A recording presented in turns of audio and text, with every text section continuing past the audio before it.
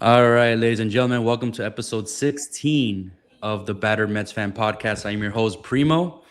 Manny, aka Primo, and alongside with me, Mr. Ronnie Diaz. How are we doing today, sir? A little battered, A little battered, a little or a lot of little battered. a little battered. I'm not gonna let this team get to me. I'm with you on that, Ronnie, but they just can't. They love making headlines and the wrong type of headlines. We have a lot to get to this episode. I want to start off first by saying we dropped the Mercy podcast when Mendoza got fired last week, and the audio sounded horrible. So we Yeah, apologize for that. It was so much about you, Ronnie, when you were talking. A lot of it kept coming in and out, and we missed a lot of good points. So I guess we could start the episode with that before we get into the newer news that came out this week with the Mets. Real quick, Mendoza got fired. The Mets have only won one game one or since two the games, firing. something like that. Yeah, So we're like 1-4 since, which was against Toronto. We won. Toronto. So Sorry, they 36 and won two 51. games. Two We games. won two games, one Two against and Philly and four. one against Yeah, Toronto. one against Toronto. Yeah. Okay. So we dropped the series in Toronto, 36 and 51. And we're 15 games under 500. And now we're starting to approach. And we're in July. We're approaching the trade deadline, and we're going to be sellers. And we're going to get to that later in the episode. Ronnie, coaching. You mentioned that you are biased about it, but you would like to see Albert Pujols Yeah. be the coach. Uh, uh, let's just state it here. Why is Albert Pujols, in your opinion, the right hire for the Mets? I don't think so. I mentioned in the previous podcast, and my apologies on the audio. I didn't realize that I was having issues with that. When we were talking, it seemed fine, Yeah. but Albert Pujols. So yes, I am biased, but and this type of player, this caliber of a player, whatever you want to say, our Pujols, the numbers that he put up throughout his career, I don't think we've ever seen, and I don't think there's ever been a player of his caliber be a manager of a team. And Hmm. granted, it's a multi-million dollar team or billion-dollar team. Their payroll is just crazy. So It's ridiculous. it's gonna take a lot of work for him if he comes in. If the Mets do hire him, what's it called? It's gonna take a lot of work for him to do anything with the team.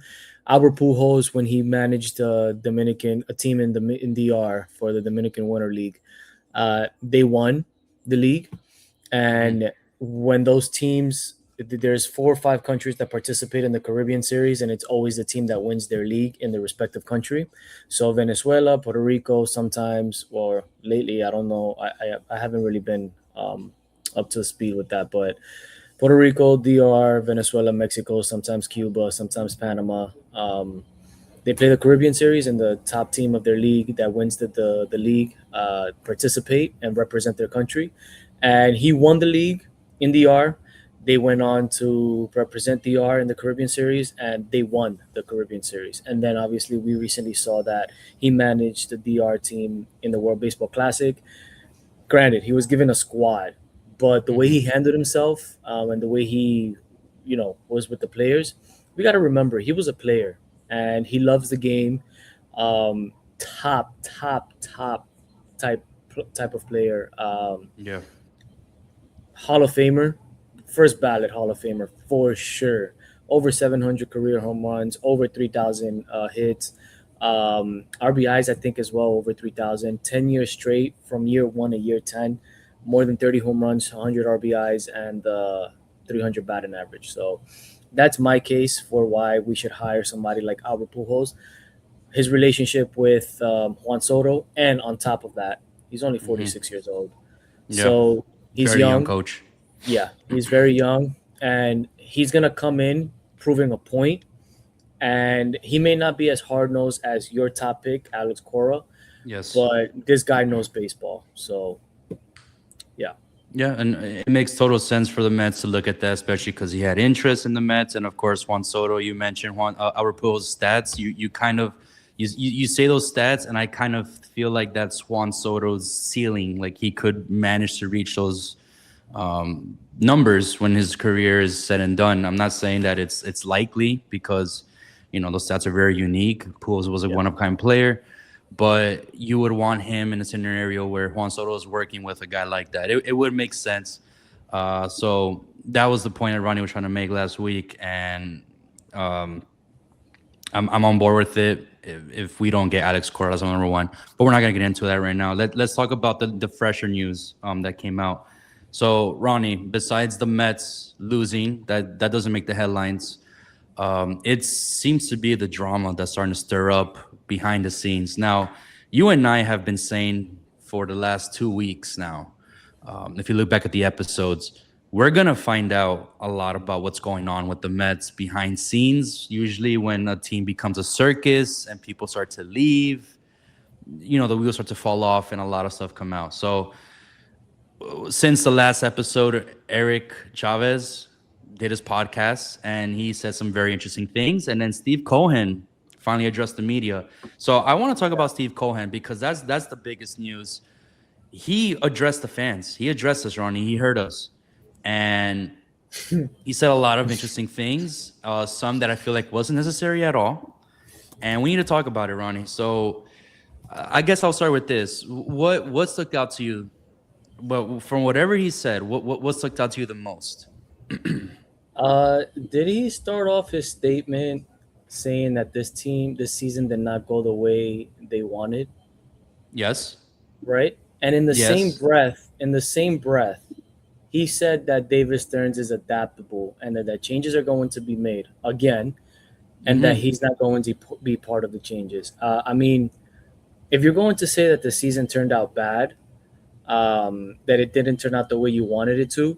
I mean, you had David Stearns saying the other day too that the players that he acquired aren't uh, filling in the shoes, pretty much indirectly saying that they're Right. not filling in the shoes that parted ways or that he traded away. Right, that's his own fault, Yeah. and that he has no idea how to overcome that. Like, bro, you have no idea what you're doing. And I know Steve Cohen is listening to all of this.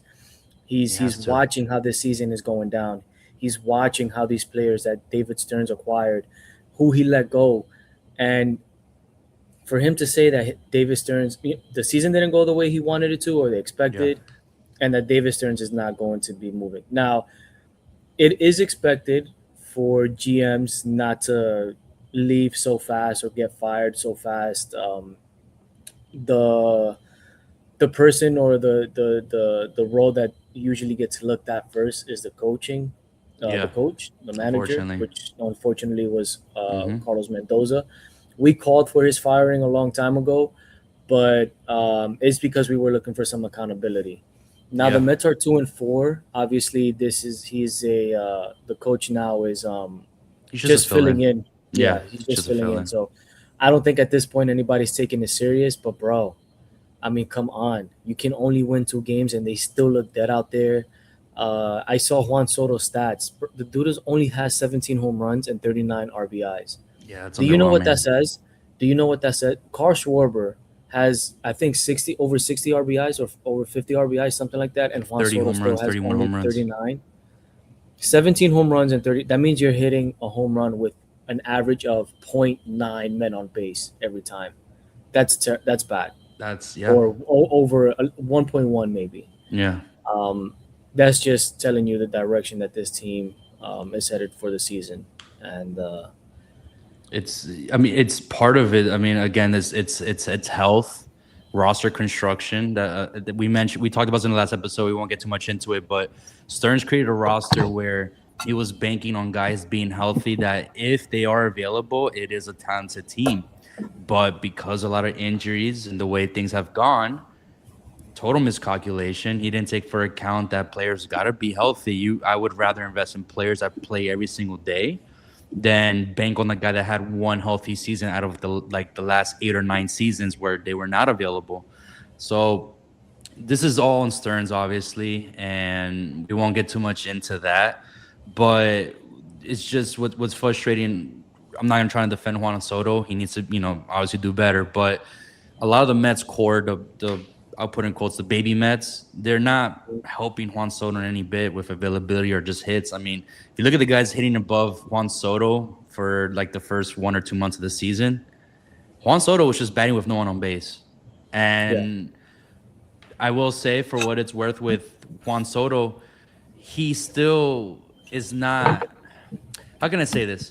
I haven't seen Juan Soto have a lot of clutch hits, and I feel like a lot of like the damage he does, like he'll have his occasional solo home run when we're losing by like 5 or 6 runs, or he'll have a grand slam when we're winning by 6. But I haven't seen him in the moments where we're okay. Like, do we need you to like? We need, like I'll give you an example. Seattle, 2 chances to win 2 different games to win that series, and he blew it.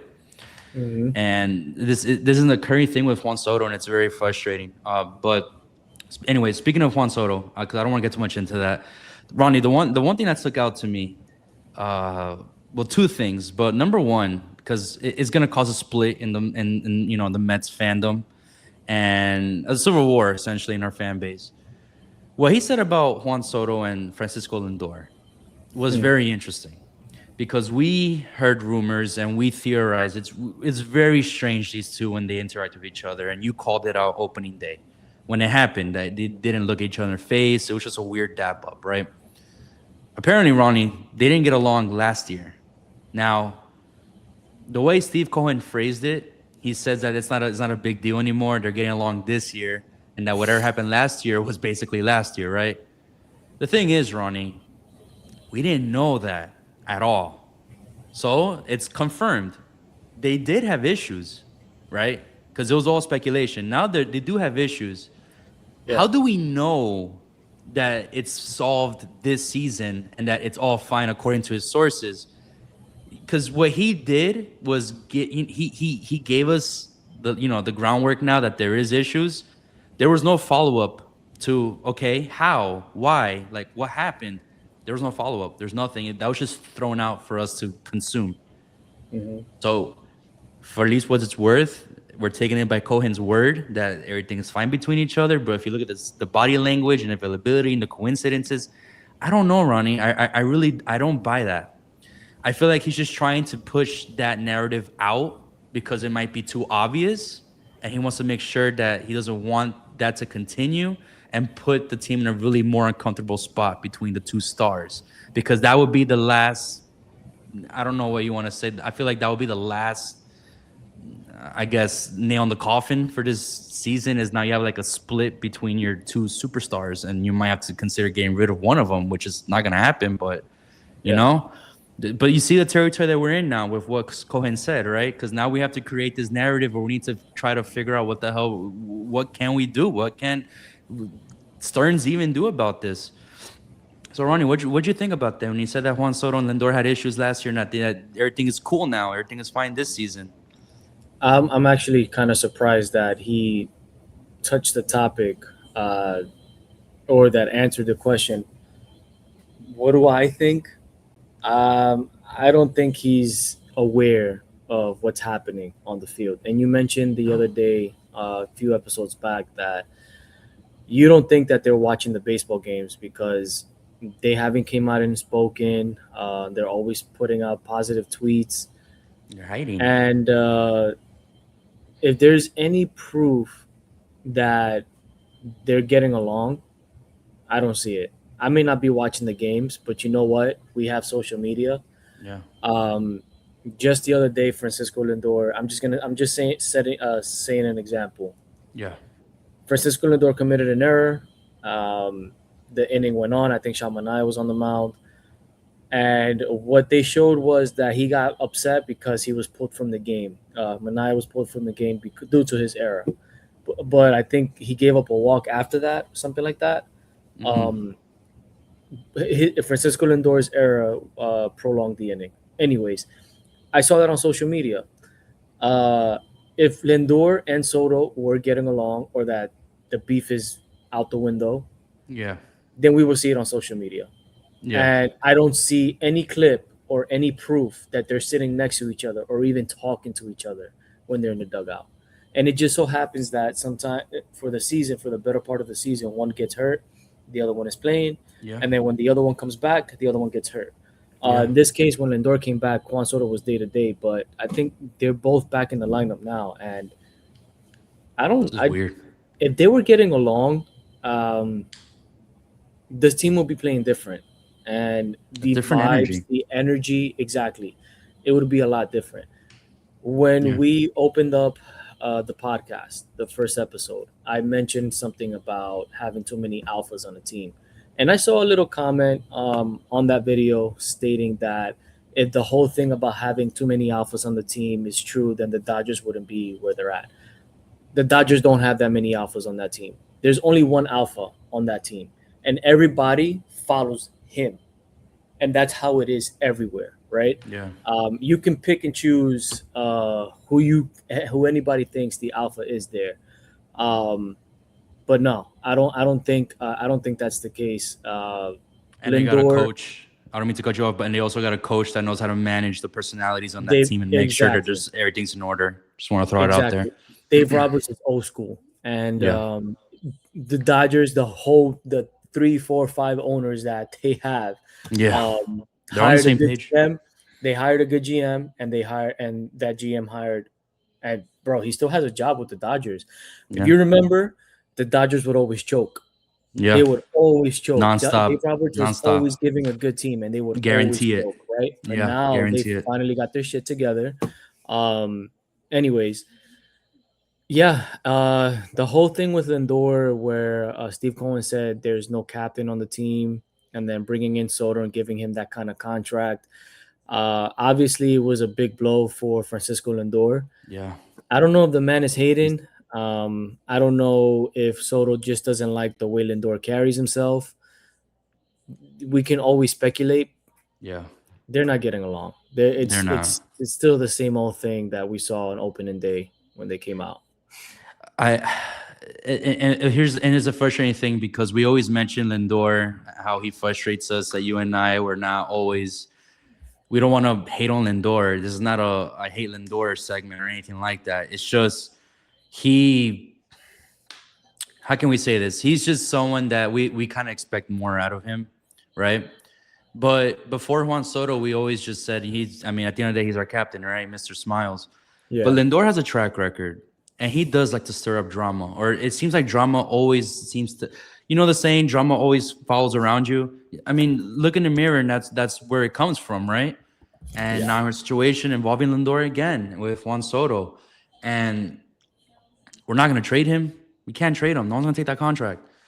So they need to get along, and it kind of ties in with you wanting Albert Pujols. I think the way this is going to work for the Mets, if you're going to keep these two on, I think at the end of the day you're going to need a player's coach. That's the only way this is going to work. And two names come to mind. Albert Pujols, obviously, who shows interest, right? Yeah. I'm gonna throw another name out there that people might have forgotten, but I will throw it out there, and I feel like he's deserving because he had the job for like 2 days. Carlos Beltran. I mean, I feel like if the Mets were to flirt with that idea, I feel like Carlos Beltran would be open to hear that. No, I know there was like a whole investigation, a whole scandal. I already forgot about that, but Carlos Beltran was our coach for 2 days before he stepped down, and to me, either option makes the most sense for this team. They need a player's coach with a winning pedigree. Albert Pujols obviously being the bigger winner out of the two, to sit them down, set the record straight, and try to just manage, knows how to get the best out of your best players and not have a whole circus sideshow going on. I think, Ronnie, what happened this year with now that a lot of this stuff is coming out, ultimately, I think Mendoza just did not fit this team because he had a squad 2024, and then Stearns came in and just gave him a whole different roster. He ripped the Yeah. core, Yeah. and Mendoza now is just trying to figure it out with all these guys. It's not working, and then poor Mendoza has to go out there every single day and try to figure it out, and it's tough. And in a market like New York, he's getting killed for it. So it sucks for Mendoza, but ultimately I feel like that's what happened, and can't really blame Mendoza. He had to go eventually, even though this is not his team, it's not his fault. But at the end of the day, you are the coach. You have to figure it out, and if it's not working out, then we're gonna have to find someone that can make it work out, right? So Let me just mention a few things. Yeah. Really quickly. I'll make it Yeah. short. Or try to. Yeah, of course. Yeah, I think at this point we were being too harsh on Mendoza because obviously the decisions that he was making in games, they weren't It's playing almost out a the way we fireball wanted to. fence. There was like no Yeah, game plan a lot of the time. and it has a No lot to identity. do with it. Well, it has a lot to do with what you just said. That Stearns ripped the team apart, It's a new blew up the team. core, and gave Mendoza a new team. What do you do with that? No, when you have new players coming in from small market teams to play in New York, I mean, what do you expect, right? I Different guess we animal. had false hope. That's the one thing I want to touch back really quickly on Lindor's drama because you Yeah. said that he's constantly drama revolves around him, and I remember the whole McNeil situation. You remember that? Yeah. He I had an remember issue with this. McNeil. And there is one thing that stood out to me. You asked me that what stood out to me. Cohen answered that question this way. Frankly, I think that's a story that was last year's stories. I am told and believe strongly that these guys are getting along much better. I am Mhm. told and believe that means he's not around the way he was when he bought the team. Mm-mm. That means he is not visiting the clubhouse. That means he's He's not not. talking to these He's guys. distant. That means he's not going to the games. Um, Mm-mm. and that's saying a lot because when he first bought the team, he was involved with the players' lives, and that's one of the reasons why Soto signed with the Yeah. Mets. Yeah. No, I totally agree. And Steve Cohen also said that he, again, like I just mentioned the whole thing between Soto and Lindor. He said that he's led to believe after talking to some of the people in the clubhouse and his insights with the team that there's not an issue anymore between them. Right. I mean, dude, you're the owner. Go in the freaking ball. Go into the clubhouse yourself. Like, figure it out. Like, Exactly. you got me. Like, you have the power to do that. You could find out yourself. If you are a Mets fan, I'm sorry. Look, I feel like if I'm an owner of my favorite ball club, I want to make the record straight here. My favorite team in sports is the Mets. Like, Hmm. I want to see a Mets championship over anything, even a World Yeah. Cup, Ronnie. I want to see a Mets championship first. If I'm the owner, you bet your ass I'm gonna be in the ball club. If I hear one story, I'm gonna be in the ball club. I want to find out myself before Yeah. any other stories come out, before the media finds out, before anyone finds out. I want to know first. Not asking, making sure everything is fine. I will make the time. Okay, that's just me. That's just me. So said Steve Cohen, Mets fan or diehard Mets fan. So overall, Steve Cohen said a lot of things. I will give him some credit, Ronnie. He admitted that right now his time with the Mets is a failure, Yeah. and we said that he needs to come out and as long as he could admit that, that's good. That's recognition, and it shows that you are trying to, trying to fix things. But he messed it up. It's a very tough situation, Ronnie, because Stearns is getting paid 50 million, which is insane, by the way. I don't know why he's Yeah. getting paid that That's wild. much from That's wild. Milwaukee, bro. All he did was build a farm system in Milwaukee. But what you have is you either eat that money up and you pay him to leave, and what that does eventually is you might set a bad example for other GMs that want to work with the Mets. They see what happens to Stearns, and I mean it's Yeah. already a bad situation, and it's gonna look worse. It's not favorable for them. Mid-season hirings are never fun for a franchise. It might become more of a circus, which is unfortunate for us because Cohen, I mean, he pretty much said what, Ronnie, that he's gonna keep Stearns running the Yeah. show, and we have to Yeah. trust him. Yeah. Even though Cohen has said in the same interview, he said that he is very worried and very concerned about the Mets' future, and you could only point the finger at one person that destroyed it. So let me just summarize it this way, Ronnie. Cohen is afraid of our future. He is not happy where the Mets direction is right now, and he's going to keep the guy who caused all this to stay in there and try to fix the ship. I mean, We that's meant. that's asking for a lot now from Stearns at this point.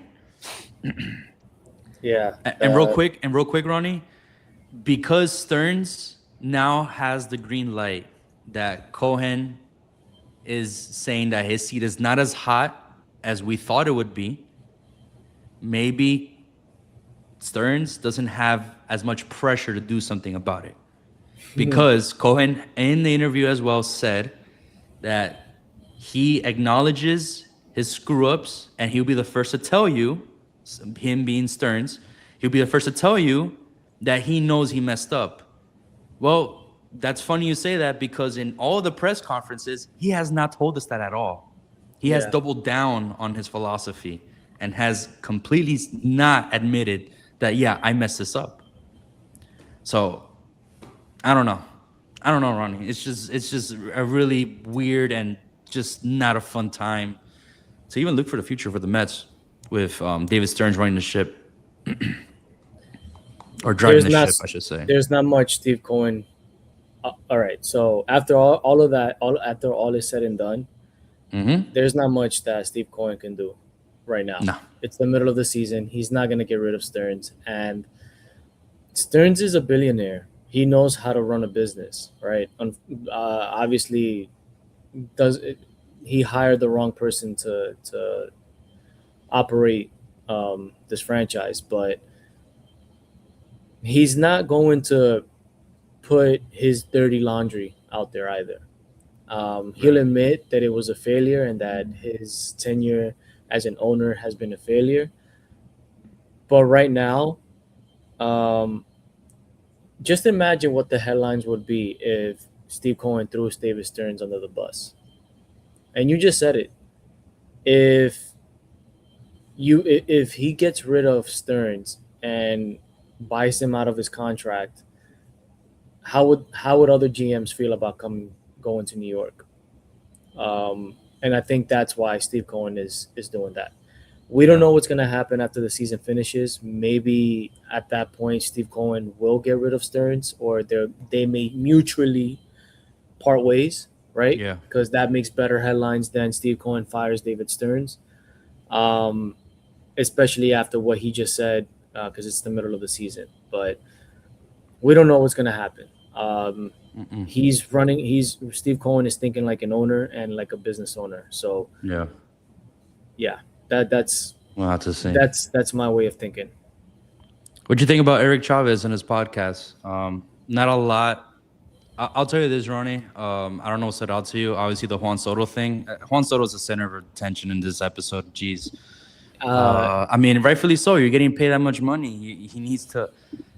So after listening to Eric Chavez, because he said a lot, I have two thoughts, Ronnie. What he said about Juan Soto being coddled in the batting cage and separate from his team. I understand. I understand Eric Chavez wanting Juan Soto to be out with the guys because, I guess everyone looks at him as a leader. And Juan Soto, for the most part, I don't think he wants to be a leader, or I don't think he views himself as a leader. I think he's just someone that shows up every day, does his thing, and goes home. At least that's the type of guy that he is. And he's going to give you all the answers you want to hear. He's a professional. Very opposite from Lindor, right? Yeah. Is it my question, Ronnie? Because I feel like it wasn't as weird as I thought. I feel like a lot of people were overreacting to this. Is it weird for someone to just go into the batting cage, even if you're a fielder, right? Because he was playing the outfield. Soto's playing the outfield. Is it weird to just sit in the batting cage and not talk to the guys? I mean, I don't know if he was taking reps. I don't know what the case is, but he was not really sitting with the guys for some time of the game.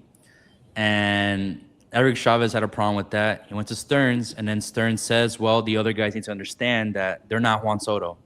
Basically saying that Juan Soto could do whatever he wants because he's Juan Soto. And Eric Chavez obviously did not like that. I don't know, Ronnie. Is it bizarre? Is it weird for a star player to just go into the batting cage and just do his own thing? Yeah, it's unheard of. It's unheard of.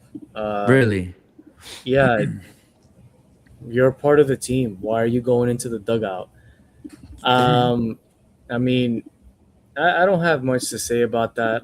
It's becoming exhausting with these headlines. I do get it because it's a little bit concerning for the simple fact that Juan Soto didn't want to sit with the team. But this was last year. I think Not this season, last it season. is weird, and the fact that he's being favored and being coddled and being allowed to do it, By the that's assistant also GM. saying about yeah, that's also saying a lot about leadership in the franchise. Someone Hmm. doesn't have the balls in that organization, and I think Yeah, Alex Cora would definitely that switch wouldn't have things up. happened, right? Yeah, it wouldn't have happened under his watch. Any hard nosed coach, it would not happen. Yeah, So you got to remember, Carlos Mendoza was a bench coach, I think, for the Yankees. the Was it? Yankees. He Yeah, was no, he was actually I think a batting coach. I think. a batting coach. Yeah, so it was his first managerial job. So it's like, I mean, if you were still with the Yankees, uh, other New York team, um, I think you would have picked up some pointers of how Aaron Boone Yeah, manages that team because I don't even think he would allow it to. Remember, he comes from he played ball in one of the toughest eras of baseball. So yeah. um, yeah, yeah, I'm I'm very glad you brought that up actually because that was my other thought that he so Eric Chavez, the whole thing, and you said that there's no leadership in that dugout. That wouldn't happen, right? So to me, I think a bigger issue that I found there was Carlos Mendoza was not a tough coach. He just had no yeah, voice. Like no yeah, one really respected him, on the team. I feel like I feel like Eric Chavez called out Mendoza with those comments, believe it or not. It made Mendoza look weak. And that translates really bad when you got someone like Juan Soto coming in and doing whatever he wants. You can have issues. So yeah, and Eric Chavez he said other stuff, but I'll be honest with you, Ronnie. If I feel like a lot of it comes from a place where like he's still upset about getting fired, and that's another thing with David Stearns that geez man, last year's the whole coaching staff but Mendoza got fired, so we have like a whole new coaching staff this season. So it's just ridiculous. Our whole identity, our whole team has just been ripped off from David Stearns. But yeah, I just feel like Eric Chavez is coming from a place where he's just like very upset. So he's gonna have some feelings towards the Mets. So I feel like it's I put like a yeah. little asterisk on some of these things.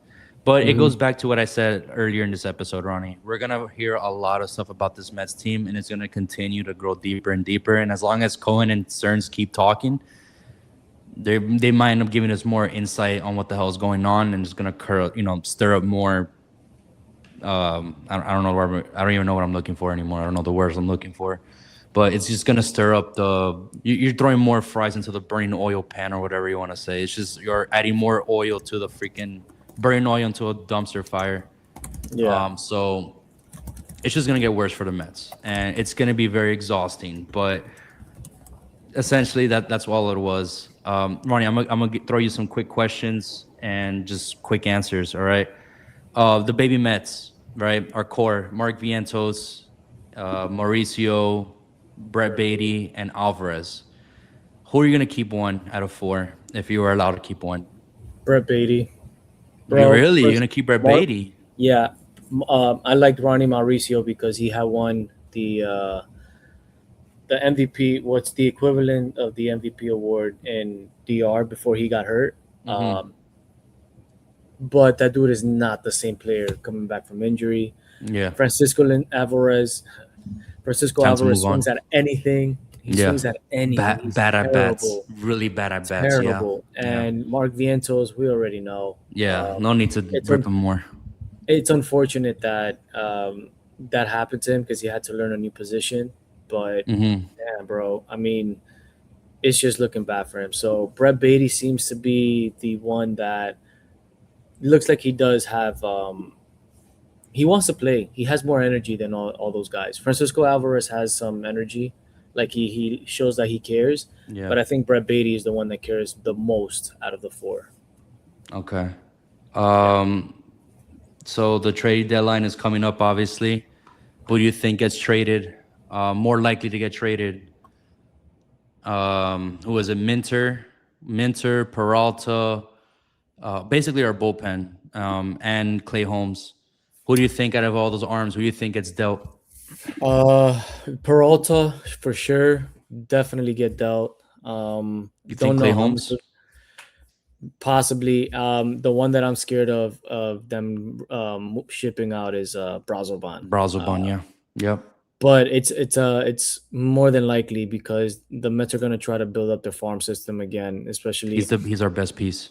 Yeah. Yeah. Yeah. So Peralta might not bring us much back. Maybe like, I don't know, a player, if you can say the 26th man of the team, and then like a number 99 prospect from a team he'll probably bring back. But I'll take it.